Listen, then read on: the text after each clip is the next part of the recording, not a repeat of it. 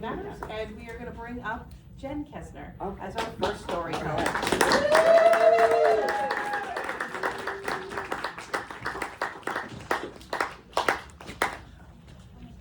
If you believe that life begins at conception, then you'll understand that my life began as a family matter. Louder. Okey-doke.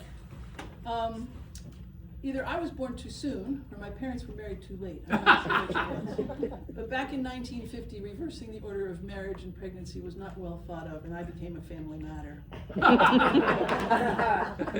Afterwards, things went pretty smoothly. As a childhood, nothing pretty exciting happened. A lightning hit our house, and a fire happened in the room next door was sleeping. When I was 3, I was hit by a truck. And I spent the summer with my arms wrapped like this, wrapped around with a bandage because I had broken collarbones and I had to have them heal. I was told that I was an obnoxious child that summer. I was real close to my mother. My mother was great. She had a great sense of humor. And by the time I was in kindergarten, I was developing a separation anxiety. And I had this feeling that if I was with her, she'd be okay, but if I was not with her, something might happen to her. So one day in kindergarten, I happened to sit in the back row. One day in kindergarten, everybody turned around to salute the flag, and I booked it out the door, and I ran home. And I ran in the door quietly. My mom must have been in the kitchen. She didn't hear me. Went upstairs, got in my parents' bed, turned on the TV really quietly. And pretty soon I heard a commotion downstairs. I heard talking. It sounded like a man's voice. And so I got up and looked out the window. It was a police car. So I thought, I think I'll go down and see what's going on. So I went down. There was some discussion about the school had called because a child had run home from school and the police were looking for her. I'll let you finish the rest of that story. Anyway, my mom couldn't have any more kids after me, and so my parents adopted a baby boy when I was 7, and they named him Eric. And I all of a sudden was big sister. Loved it, loved it, loved it. He was great fun. I played with him a lot, learned how to feed him, learned how to change a diaper. I was probably the best 7-year-old diaper changer there ever was. Had a great time on him. That all changed in the fall of 1958. My mother began to have migraine headaches. She had seizures, and she lost the feeling in her right arm. No one could figure out what was happening, so she would go to Mass General. My dad would take her into Mass General Hospital on Mondays. She would say, "See you in a few days, I love you." She'd come back on Fridays, and they would do testing during the week to see if they could figure out what was wrong. On October 2nd, which was a Thursday, the day before she was coming home on Friday, my father came in the door. My grandparents were taking care of me because they used to take care of me while my dad was working. My dad came in the door, and tears were streaming down his face, and I'd never seen my father cry, ever. And he just quietly said, "She died." My grandmother went hysterical. Everybody started yelling and screaming. I just remember thinking, no, she didn't.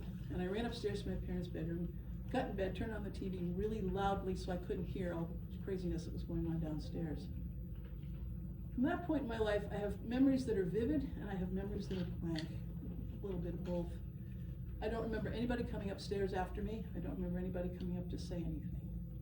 I have no memory until I was sitting in the front row of the church with the casket in front of me, with tons and tons of flowers and lots of roses. And it wasn't until I was an adult that I realized why I've always hated the smell of roses. My next memory was at the cemetery, where I watched the box be lowered into the ground, and I watched shovels of dirt be put on top of the box. In those days, the Massachusetts state law for adoption was you had to have a baby in the house for a year before the adoption became final. We had Eric for 11 months. I remember driving into Boston with my father to take Eric back to the orphanage. I was given his teddy bear, and I never saw him again. My father referred to that as the time in his life when he lost half of his family. He never spoke of my mother or Eric again. And I think probably that was my first experience with Family Matters. Along about 4th grade, things began to look up a little bit. I had a boyfriend in 4th grade. Now, 4th grade boyfriends, nothing real sexy there. 4th grade boyfriends, you play kickball and you eat together at the lunch table. That was pretty much it. But his dad had died, about the same time my mother had died, and we talked a lot about that. So one night at a PTA meeting, we got our remaining parents together and introduced them. That's a story for another time, but spoiler alert, they were married a year and a half later. So now I had a stepmother, a stepsister, and 2 stepbrothers, but my boyfriend was now my brother. That was just creepy and not okay. So we decided we'd cut off our torrid romance and just be brothers and sisters. school together, we played sports, we were on student council together. We had a fabulous time. We were both voted most likely to succeed our senior year in high school. Scott went on to start a multi-million-dollar company, and I, on a good week, can rake in a few $100s helping people with their dogs. So I think we both succeeded in our own way. Scott now lives in Gaithersburg. He has 4 kids and a bunch of grandchildren, and we're still very, very close, and I adore him. In a brotherly way, of course. We all know that family matters. So my next foray, after sacrificing the love of my life to have him become my brother, I decided in my 40s I needed to pair up and find somebody to be with. So there were several guys that were in the running, and then I surprised everybody, including myself, and I asked Kathy Davis to be my life partner. Well, you can imagine with that choice, once again, I became a family matter. But it was okay, because everybody loved Kathy. We did very well. We eventually got married several years later. In the meantime, we found some property in Maine. Kathy designed a fabulous house, all glass in the front, looking out on the river, right in the middle of the woods, great spot. We decided, okay, time to semi-retire. We will be 5 days up in Maine and 2 days down in Massachusetts. And I thought, okay, I think we're finally settled as a family here. However, the universe had other thoughts for me. In the early 1990s, my friend Mary Ellen had adopted 2 little girls from China, Molly and Katie. Molly, Katie, and I played a lot. Molly announced that I was her very best grown-up friend. And one day she said to me, "You need Chinese nickname." I said, "All right, what do you got?" She said, "I think you be Jen Jen."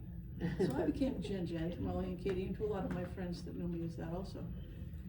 When Molly and Katie were 6 and 8, their mom was a single mom, and they said to her, "If anything ever happened to me, what would you want to do?" And they both said they would like to be with Jen Jen. So she asked me if I'd be her guardian, their guardian. I said yes, I would, because I love them a whole bunch. I fully recognized that if anything happened, it would completely change my life. Didn't matter, I wanted to be their guardian. When they were 13 and 11, exact same thing happened to them, happened to me, their mom died.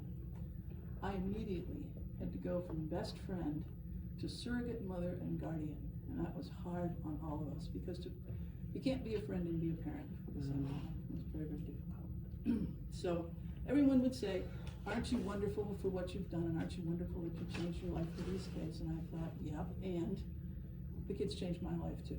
I'm completely different. I would not be who I am today without those kids. They made a huge, huge difference in my life. Got about 101 stories, which we don't have time for tonight. A couple of my favorites. Katie was 11, and she'd done something one day, made a poor choice, I forgot what it was. And I said, "We need to sit down and have a discussion about this." She said, "Okay." At the end, I said, "Now, we all set? You okay with this whole thing?" "Jen Jen," she said, "I don't think that was a discussion. I think that was a lecture." Learned that from Katie. When one of my dogs, T. Brown, died, I was explaining to Molly that T. Brown had died. She was gone. I was sad. I wasn't going to see her again. Molly, in her wisdom of a young little person, said, "Jen Jen, you know the place we used to take T. Brown and go for a walk?" I said, "Yeah." She said, "I think you should take her leash and her collar and go to that place and take a walk, and T. Brown will come down from heaven and walk with you."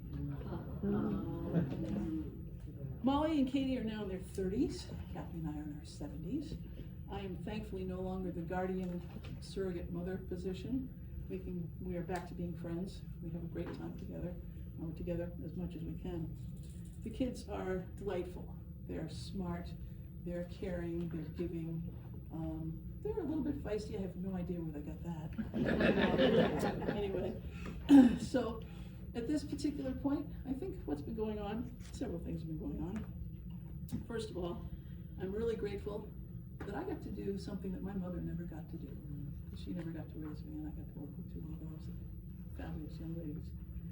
And through all this, I've realized that family matters come and family matters go, and we deal with them and we move on, and that's kind of normal for everybody. But the very most important thing is that when all is said and done, depends on who's in your family, doesn't really matter, but whoever makes up your family, the most important thing is that family matters. I